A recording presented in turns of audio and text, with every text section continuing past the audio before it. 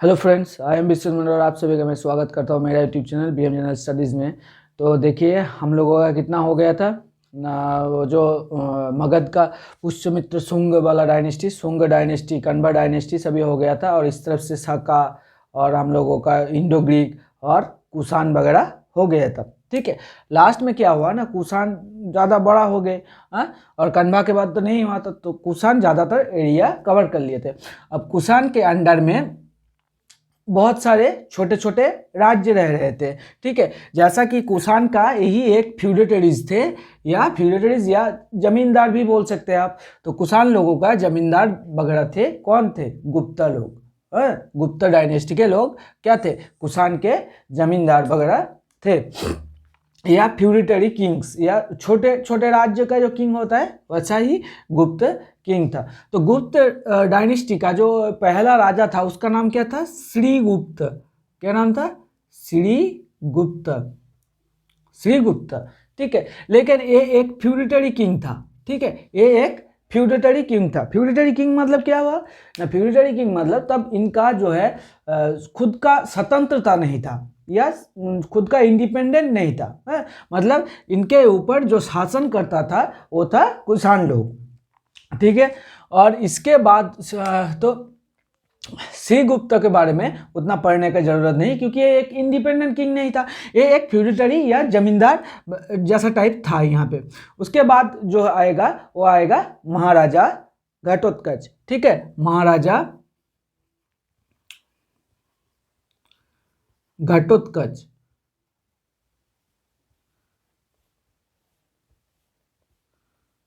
महाराजा घटोत्कच, तो ये भी फ्यूडेटरी किंग थे, क्योंकि ये भी इंडिपेंडेंट नहीं थे। ठीक है, उसके बाद जो पहला इंडिपेंडेंट किंग आया था उसका नाम था चंद्रगुप्त वन। चंद्रगुप्त वन। ठीक है, चंद्रगुप्त वन। अब यही पहला जो इंडिपेंडेंट या फर्स्ट किंग या फर्स्ट इंडिपेंडेंट किंग आप बोल सकते हो, first independent king.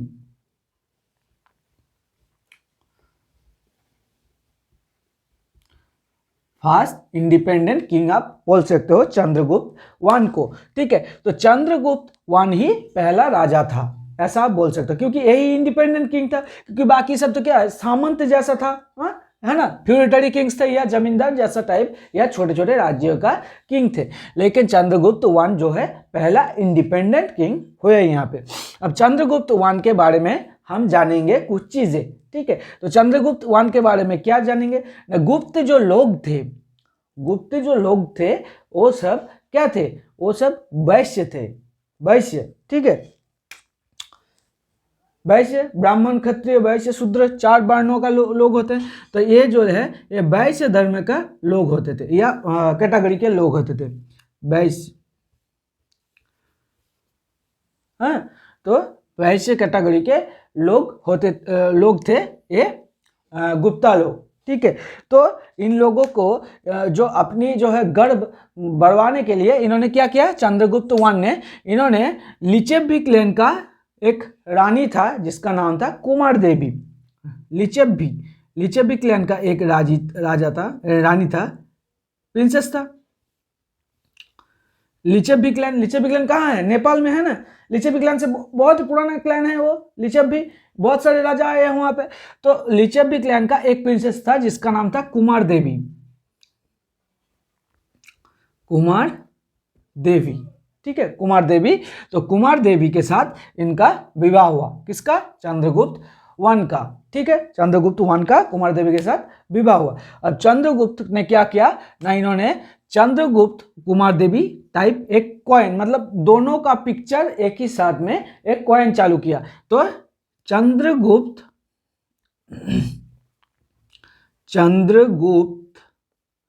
Kumar Devi type of coin इन्होंने चालू किया था। कुमार देवी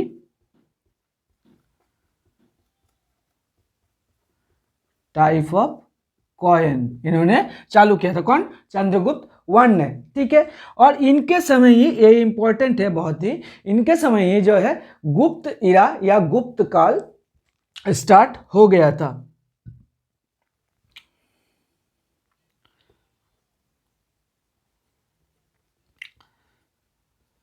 गुप्त इरा चालू हुआ था 319 से 320 एडी में। ठीक है, 320 एडी में चालू हो गया था। ठीक है, और जो शोका इरा या शकाब्द चालू हुआ था, है ना, वो कब हुआ था? वो 78 एडी में चालू हुआ था। 78 एडी किसके टाइम में? कनिष्क के। ये क्या है? शकाब्द या शका इरा। और गुप्ता इरा कब चालू हुआ था? 319 से 320 एडी में चालू हो गया था। ठीक है, तो चंद्रगुप्त वन के बारे में हम क्या क्या जाने बताइए कि ये लोग जो थे ये वैश्य कैटेगरी के लोग थे। और इन्होंने लिच्छवी क्लैन की एक प्रिंसेस थी जिसके नाम थी कुमार देवी, उनके साथ इनका विवाह हुआ और इन्होंने चंद्रगुप्त कुमार देवी टाइप ऑफ कॉइन चालू किया था। ठीक है, और इनका जो इन्होंने क्या किया था ना, गुप्त इरा चालू किया था। और एक चीज देख लीजिए, इनका टाइटल, तो इन्होंने एक टाइटल लिया जिसका नाम था, जिनको इसको ना चंद्रगुप्त वन को महाराजाधिराज भी बोला जाता था। क्या? महाराजाधिराज, राजाधिराज। ठीक है, महाराजाधिराज भी बोला जाता था। तो अब क्या होगा ना, चंद्रगुप्त वन का कंप्लीट हो गया। चंद्रगुप्त वन और कुमार देवी का बेटा हुआ। क्या नाम था उनका? उनका नाम था समुद्रगुप्त। क्या नाम था? समुद्रगुप्त। समुद्रगुप्त। ठीक है, समुद्रगुप्त, उनका नाम था समुद्रगुप्त। ठीक है, अब समुद्रगुप्त ये सबसे इंपॉर्टेंट किंग है। गुप्त डायनेस्टी का सबसे इंपॉर्टेंट किंग कौन है? Samudragupta, important king. तो समुद्रगुप्त को बारे में हम क्या जानेंगे ना, समुद्रगुप्त जो थे किसका बेटा था? समुद्रगुप्त किसका बेटा था? Chandragupta one and Lichchhavi princess Kumar Devi का बेटा था। तो इसी वजह से ये लिच्छवी क्लैन का प्रिंसेस का बेटा था, तो इसी वजह से इसे लिच्छवी दौहित्र भी बोला जाता था, मतलब लिच्छवी का पुत्र। ठीक है, लिच्छवी दौहित्र मतलब लिच्छवी का पुत्र, लिच्छवी दौहित्र। ठीक है, लिच्छवी दौहित्र भी बोला जाता था। अब समुद्रगुप्त जो थे ये बहुत ही पराक्रमी राजा था, बहुत ही पराक्रमी राजा था। ठीक है, समुद्रगुप्त ने क्या किया ना, समुद्रगुप्त ने जो है अपने नॉर्थ इंडिया में 9 राजाओं को हरवा दिया, जो कि दिग्विजय पॉलिसी से। उसका जो नॉर्थ इंडिया के जो राजाओं को उन्होंने हरवाया था, वो जिस पॉलिसी से उसको हरवाया था या शासन करता था, उसका नाम था दिग्विजय पॉलिसी। दिग्विजय पॉलिसी। ठीक है, दिग्विजय पॉलिसी से नॉर्थ इंडिया के 9 राजाओं को हरवा दिया। नॉर्थ इंडिया के राजाओं को हरवा दिया। और साउथ इंडिया में इन्होंने लगभग पूरा इंडिया ही दखल कर लिया था। तो समुद्रगुप्त ने क्या, साउथ इंडिया के 12 राज्यों को जो है या 12 राज्यों को हरवा दिया था। और इन्होंने 12 राज्यों को डायरेक्ट शासन नहीं किया था। इन्होंने जो है साउथ इंडिया में डायरेक्ट शासन नहीं किया था। क्या किया था उन्होंने ना, जो राज्य उन्होंने जीते थे उनसे बोला कि आप साल में कोई मुझे एक ट्रिब्यूट या टैक्स दे दो और आप खुद से शासन करो और मेरी मतलब अंडर में आप रहो, यही बोल के मतलब उनको पहले कैप्चर किया, फिर उन्हें छोड़ दिया एक ईयरली ट्रिब्यूट लेके। ठीक है, तो साउथ के जो ये नॉर्थ इंडिया उनके कब्जे में आ गया और ये डायरेक्ट कंट्रोल रखते थे पूरे नॉर्थ इंडिया में। तो हम लोगों का जो गुप्त डायनेस्टी था ये कहाँ था बताइए? तो ये जो बंगाल, बिहार, उड़ीसा है ना, जैसा कि मान लीजिए ये इंडिया के मैप है। ठीक है, मान लीजिए ये इंडिया के मैप। तो ये जो बंगाल, बिहार, उड़ीसा ये सब रीजन है ना, ये था गुप्त इरा के मतलब ये जो पोर्शन था ये गुप्त टाइम में या गुप्त के अंडर में था, नॉर्थ इंडिया। तो पूरा नॉर्थ इंडिया का जो भी रीजन था या जो भी एरिया था वो डायरेक्ट कंट्रोल रखते थे समुद्रगुप्त, ठीक है। और साउथ इंडिया में जितने भी उन्होंने राज्य जीते, 12 राज्य जीते थे साउथ इंडिया में, और नॉर्थ इंडिया में 9 राज्य। तो साउथ इंडिया में जितने भी राज्य या 12 राज्य उन्होंने जीते थे, उन लोगों को क्या किया ना, एक ईयरली ट्रिब्यूट लेके छोड़ दिया। तो उसका जो पॉलिसी का नाम था ईयरली ट्रिब्यूट लेके, तो उसका पॉलिसी का नाम था ग्रहण परिमोक्ष। ग्रहण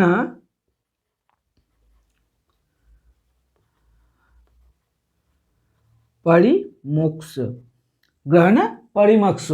इस नीति से इन्होंने साउथ के 12 राज्यों को साउथ के 12 राज्यों को जीत लिया था, ठीक है। साउथ के 12 राज्यों को किससे जीत लिए थे ना, ग्रहण परिमोक्ष नीति से जीत लिया था। और दिग्विजय पॉलिसी से नॉर्थ इंडिया के 9 राज्यों को जीत लिया था। और इन्होंने क्या, ये लिच्छवी प्रिंसेस कुमार देवी और चंद्रगुप्त वन का बेटा था, इसी वजह से ये इन्हें क्या बोला जाता था, लिच्छवी दौहित्र, ठीक है। अब इनका जो रेफरेंस हमें मिलता है, समुद्रगुप्त का जो रेफरेंस हमें मिलता है वो कहाँ से मिलता है, इलाहाबाद प्रशस्ति या इलाहाबाद पिलर से। जो इलाहाबाद प्रशस्ति है या इलाहाबाद इंस्क्रिप्शन है, इलाहाबाद इंस्क्रिप्शन है,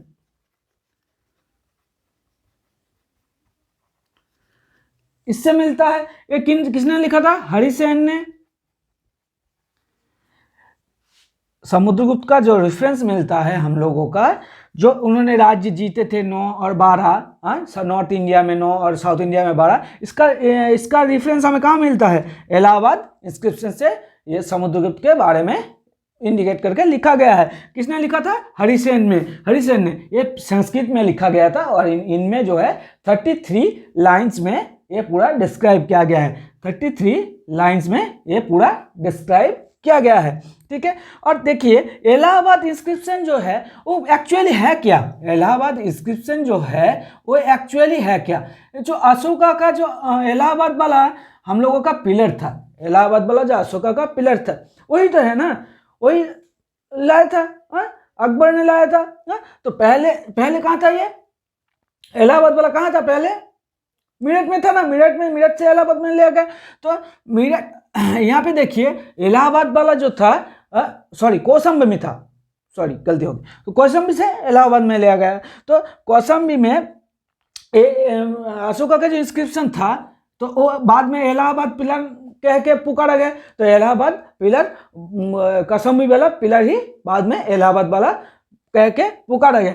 तो इलाहाबाद वाला जो पिलर था,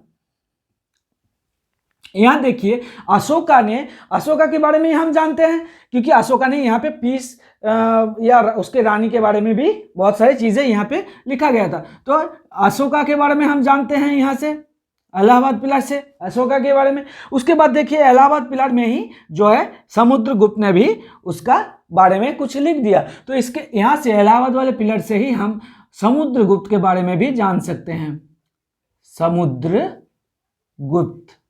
समुद्रगुप्त के बारे में हम जान सकते हैं। उसके बाद मुगल का एक सम्राट था जिसका नाम था जहांगीर। उसने भी अपने बारे में कुछ लिखा था जो कि इलाहाबाद पिलर ने लिखा था। तो जहांगीर ने भी लिखा था, ठीक है, जहांगीर ने भी। तो देखिए ये बहुत ही बार क्वेश्चन ये आ चुका है कि इलाहाबाद पिलर में किन किन राजाओं के बारे में जान सकते हैं हम, या रेफरेंस हमें मिलता है, तो वो हो जाएगा अशोका, समुद्रगुप्त एंड जहांगीर, ठीक है। समझ गए आप लोग, समझ गए ना। तो इन्होंने क्या किया, अशोका, समुद्रगुप्त और जहांगीर। तो समुद्रगुप्त के बारे में हम क्या जानेंगे समुद्रगुप्त के बारे में ना। समुद्रगुप्त ने बहुत ही अच्छे एक पोएट भी थे। पोएट मतलब वो लिखते भी थे, लिखते और विद्वान भी थे। तो इन्होंने क्या किया ना, एक काव्य लिखा जिसका नाम था श्री कृष्ण चरितम। श्री कृष्ण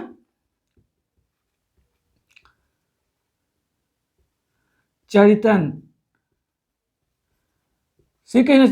कौन लिखा था, समुद्रगुप्त ने। श्री कृष्ण चरितन लिखा था समुद्रगुप्त ने। एक कविता लिखा था जिसका नाम था श्री कृष्ण चरितम। इसी वजह से इनको क्या बोला गया, कविराज राज। कविराज मतलब किंग ऑफ पोएट्स, मतलब पोएट जो कवि होते हैं उनका राजा, ठीक है, किंग ऑफ पोएट्स जिसे कविराज भी बोला गया, ठीक है। तो समुद्रगुप्त को क्या और एक टाइटल हो गया, एक था लिच्छवी दोहित्र और एक क्या हो गया, कविराज। उन्होंने वो जो है वो अश्वमेध यज्ञ करते थे, जब भी कहीं पे उन्हें युद्ध के लिए जाना पड़ता था तब वो अश्वमेध यज्ञ करते थे, अश्वमेध यज्ञ करते थे। अश्वमेध यज्ञ क्यों किया जाता था बताइए, अश्वमेध यज्ञ क्यों किया जाता था? क्योंकि जो मतलब बिना किसी रुकावट उसका टेरिटरी कोई उसको रोक ना सके, इसी वजह से अश्वमेध यज्ञ किया जाता था। तो अश्वमेध यज्ञ करते थे, ये बहुत ही पावरफुल थे, इसी वजह से इसे अश्वमेध पराक्रमांक भी बोला जाता था। तो इनका और एक टाइटल क्या हुआ, अश्वमेध पराक्रमांक, अश्वमेध पराक्रमांक,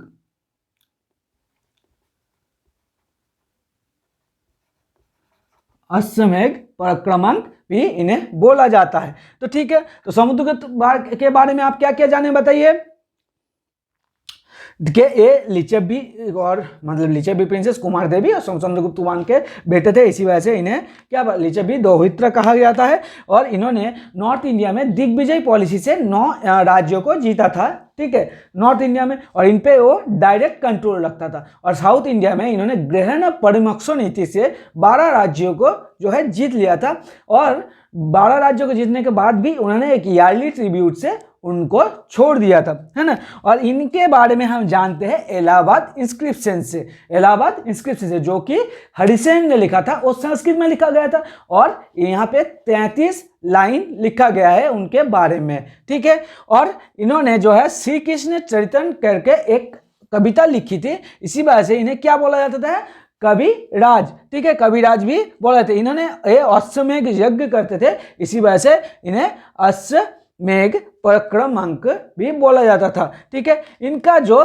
कमांडर था, इनका जो कमांडर या सेनापति था उनका साउथ इंडिया के कैंपेन में, उनका नाम था वीरसेन, ठीक है, कमांडर या सेनापति था उनका, क्या नाम था, वीरसेन,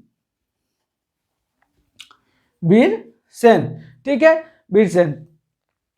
और इनके समय में एक मिनिस्टर था इनका, जिसका नाम था वसुबंधु, वसुबंधु, जिन्होंने एक बुक लिखा था जिसका नाम था अभिधर्म कोश, अभिधर्म कोश, अभिधर्म कोश, ठीक है, अभिधर्म कोश। अब देखिए समुद्रगुप्त जो थे ये बहुत सारे राज्यों को जो है अपना कर लिए थे या अपनी टेरिटरी में योगदान कर लिए थे। तो इनको जो है एक हिस्टोरियन थे जिसका नाम था विंसेंट स्मिथ, विंसेंट स्मिथ, इन्हें क्या बोलते थे, विंसेंट स्मिथ, विंसेंट स्मिथ इन्हें बोलते थे ना। ये इंडिया की नेपोलियन कह के इनको बोलते थे, Napoleon of India, Napoleon of India, कौन बोले थे इनको ना, विंसेंट स्मिथ ने।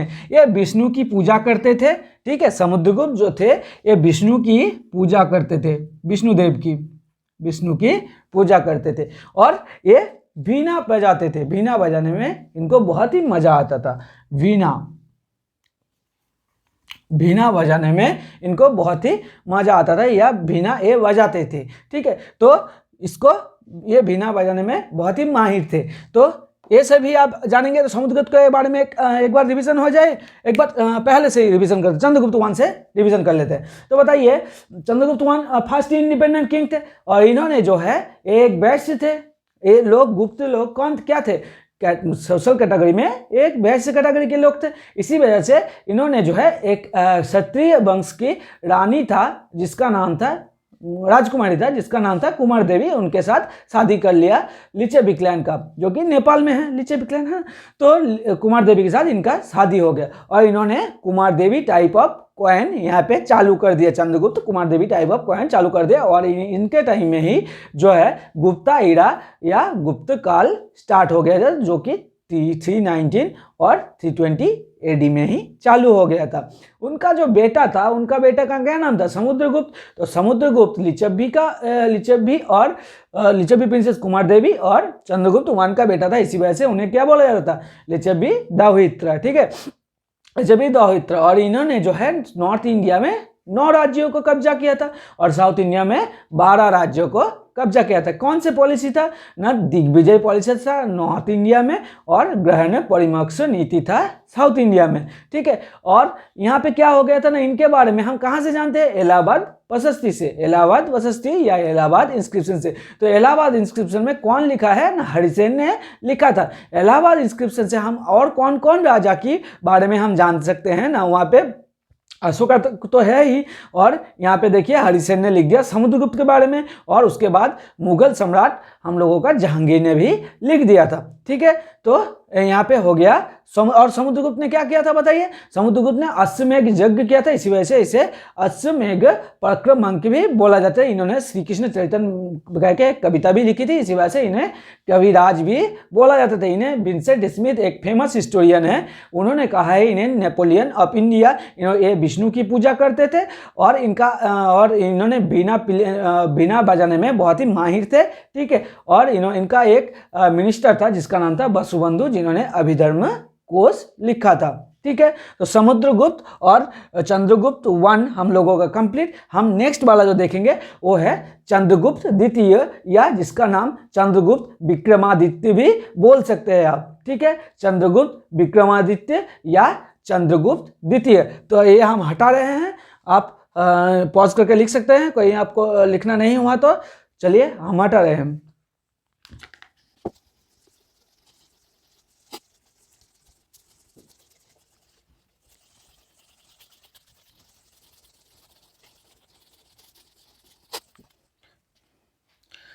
तो इस तरफ देखिए, हम लोगों का जो पहला इंडिपेंडेंट किंग था वो कौन था? चंद्रगुप्त वन, है ना? चंद्रगुप्त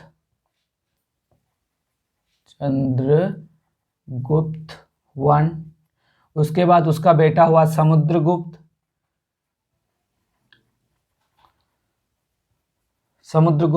उसके बाद जो है समुद्रगुप्त का जो राजा हुआ था वो उसका बड़ा बेटा जो हुआ था, जिसका नाम था रामगुप्त। क्या नाम था?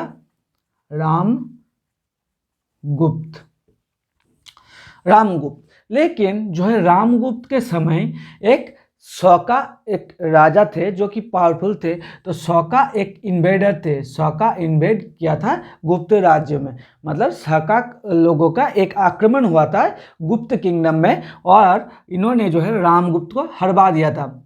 शौका लोगों ने रामगुप्त को हरवा दिया था। ठीक है, और रामगुप्त ने क्या कर लिया ना, इनके साथ डील कर लिया कि ठीक है, मैं आपका जो है हार स्वीकार करता हूं। और इनका जो बीबी था जिसका नाम था धरू देवी।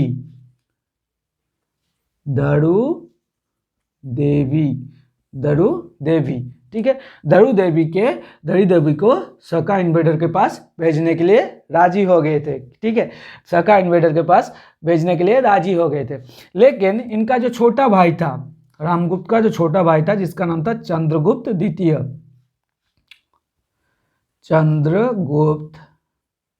द्वितीय, इन्होंने क्या किया ना, शौका इन्वेडर जो थे इन्हें मार दिया, और जो इनके जो बड़े भाई थे रामगुप्त उनको भी मार दिया, और जो है उनके भाभी जो थे धरू देवी को साथ उन्होंने शादी कर लिया।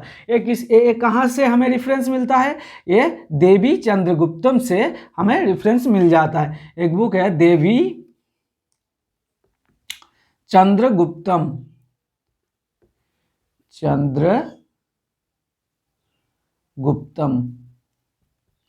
देवी चंद्रगुप्तम। किसने लिखा था? विशाख दत्त ने लिखा था। विशाख दत्त ने लिखा था। ठीक है, जहां से हमें रेफरेंस मिलता है कि समुद्रगुप्त के बारे बाद जो राजा हुआ था वो था रामगुप्त। ठीक है, लेकिन रामगुप्त के समय एक शौका आक्रमण हो गए, एक शौका लोगों का आक्रमण हुआ था गुप्त किंगडम में। फिर क्या रामगुप्त हार गए थे, और रामगुप्त हारने के बाद क्या किया था ना, उन्होंने उनका हार स्वीकार कर लिया था और उनका बीबी को जो है शौका इन्वेडर के पास भेजने के लिए राजी थे। तो क्या हो गया, तब चंद्रगुप्त द्वितीय ने उसके बड़े भाई रामगुप्त को भी मार दिया और शौका इन्वेडर जो थे उनको भी मार दिया और उनके भाभी के साथ उन्होंने शादी कर ली। ठीक है, तो ये अब हम जानेंगे चंद्रगुप्त द्वितीय के बारे में। ठीक है, चंद्रगुप्त द्वितीय के बारे में। ये कहाँ से रेफरेंस मिलता है हमें, देवी चंद्रगुप्तम से, जो कि विशाख दत्त ने लिखा था। ठीक है, चंद्रगुप्त द्वितीय के बारे में हम जानते हैं, जान सकते हैं। अब चंद्रगुप्त द्वितीय के जो रेफरेंस मिलता है, ये मिलता है मेहरुली आयरन पिलर से। कहाँ, मेहरुली आयरन पिलर से, आयरन पिलर से इनका रेफरेंस मिलता है। ठीक है, मेहरुली आयरन पिलर से मिलता है। और जो सबसे बड़ी टेरिटोरी हुई थी ना, सबसे बड़ी जो टेरिटरी हुई थी वो हुई थी चंद्रगुप्त द्वितीय के समय में ही। सबसे बड़ी टेरिटरी हो गई थी चंद्रगुप्त द्वितीय के समय ही। ठीक है, चंद्रगुप्त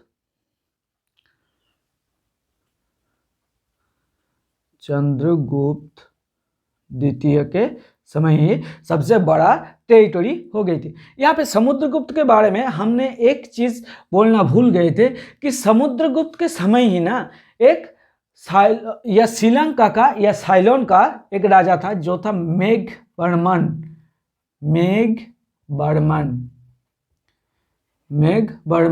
मेघवर्मन ने क्या किया था ना, समुद्रगुप्त के कोर्ट में उनका एम्बेसडर भेजा था। किस लिए ना, बौद्ध गया में तब श्रीलंका क्या था,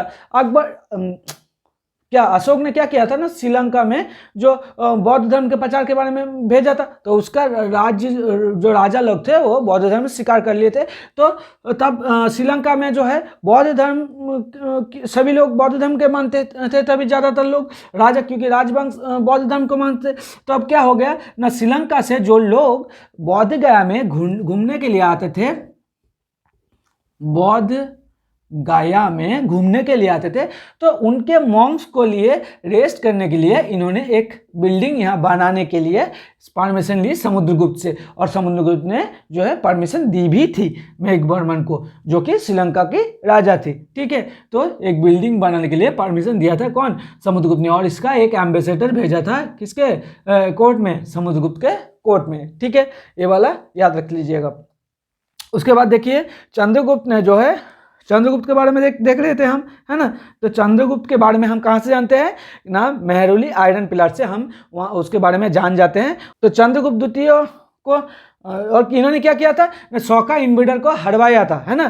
चंद्रगुप्त द्वितीय जो है ये शौका इन्वेडर को हरवाया था, इसी वजह से चंद्रगुप्त द्वितीय को क्या बोला जाता है, शौकारी बोला जाता है, शौकारी। ठीक है,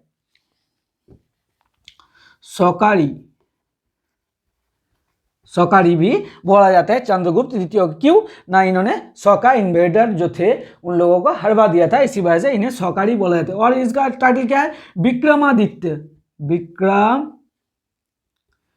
विक्रमादित्य, इन्हें चंद्रगुप्त विक्रमादित्य भी बोला जाता है। ठीक है, चंद्रगुप्त विक्रमादित्य भी बोला जाता है। अब देखिए ना, चंद्रगुप्त द्वितीय को क्या बोला जाता है, शौकारी एंड विक्रमादित्य। ठीक है, अब चंद्रगुप्त के समय में ही जो है एक चाइनीज ट्रेवलर आया था। चंद्रगुप्त द्वितीय के समय में एक चाइनीज ट्रेवलर आया था जिसका नाम था फाहियन।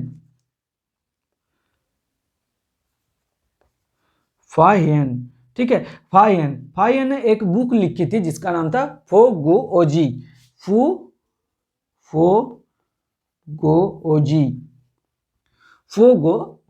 ठीक है, फाहियन ने एक बुक लिखा था जिसका नाम था फोगोओजी। ये याद रखेंगे क्योंकि फाहियन और जो है बहुत ही ज़्यादा पूछता है। ठीक है, फाहियन एंड ह्यूएनसांग वाला। ठीक है, ह्यूएनसांग आया था हम लोगों का हर्षवर्धन के समय में, और फाहियन आ गया था चंद्रगुप्त द्वितीय के समय ही। ठीक है, तो फाहियन ने जो बुक लिखी थी जिसका नाम था फोगोओजी, ओजी, ठीक है।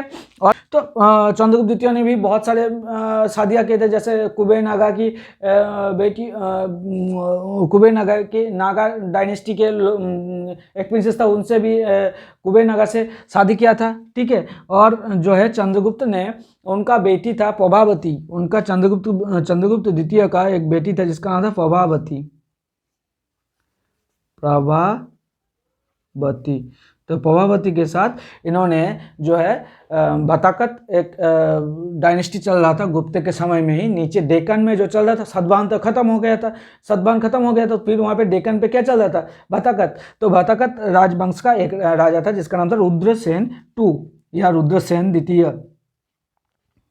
रुद्रसेन द्वितीय। तो रुद्रसेन द्वितीय के साथ इनका बेटी प्रभावती गुप्त का विवाह हो गया था, ठीक है, प्रभावती गुप्त का विवाह हो गया था। और यहाँ पे इंपॉर्टेंट क्या है ना, चंद्रगुप्त द्वितीय के समय ही जो है इनके कोर्ट में 9 ज्वेल्स या नवरत्न प्रेजेंट थे, 9 ज्वेल्स या नवरत्न भी बोल सकते हैं, नवरत्न भी प्रेजेंट थे, मतलब 9 फेमस लोग इनके कोर्ट में प्रेजेंट थे, ठीक है। उसमें से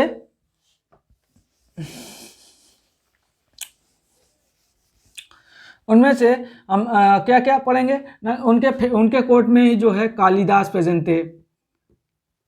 कालिदास ने क्या क्या बुक लिखा था बता दो, अभिज्ञानम शकुंतलम, है ना, अभिज्ञानम शकुंतलम, मालविकाग्निमित्र, ये सब बुक कालिदास ने लिखा था। क्या क्या, अभिज्ञानम शकुंतलम,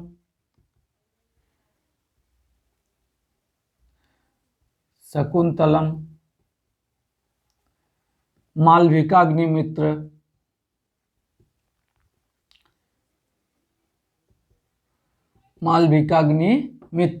कालिदास, हाँ। और कौन थे, बड़ामीर, बड़ा रुचि थे, हाँ, ठीक है, बड़ामीर, अमर सिम्हा थे, ठीक है, अमर सिम्हा, बड़ामीर, बड़ा रुचि, घटकतपड़ा, हाँ, ये सब प्रेजेंट थे इनके कोर्ट में, ठीक है। अमर सिम्हा थे प्रेजेंट इनके, अमर सिम्हा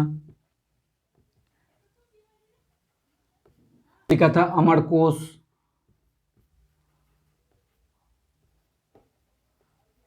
अमरकोश, ठीक है। बड़ामीर थे,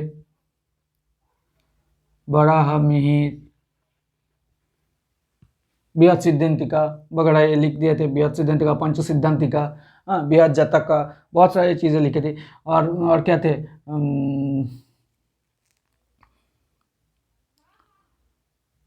यही सारी चीज़ें थे।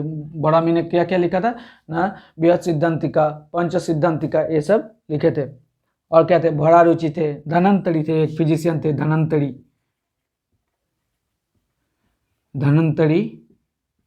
फिजिशियन थे, धनंतरी, ठीक है। तो ऐसा करके मोट 9 लोग इनके कोर्ट में जो है प्रेजेंट थे, ठीक है।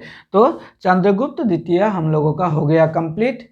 तो चंद्रगुप्त द्वितीय का हम लोगों का हो गया, गुप्त डायनेस्टी का। हम लोगों का कौन कौन राजा पढ़े बताइए, चंद्रगुप्त 1 पढ़े, समुद्रगुप्त पढ़े और चंद्रगुप्त द्वितीय पढ़े। तो चंद्रगुप्त द्वितीय का एक बार रिवीजन कर ले, बताओ चंद्रगुप्त द्वितीय का जो है हम रेफरेंस कहाँ मिलते हैं, चंद्रगुप्त द्वितीय का मेहरुली आयरन पिलर से हमें इनका रेफरेंस मिल जाता है ना। और इनका जो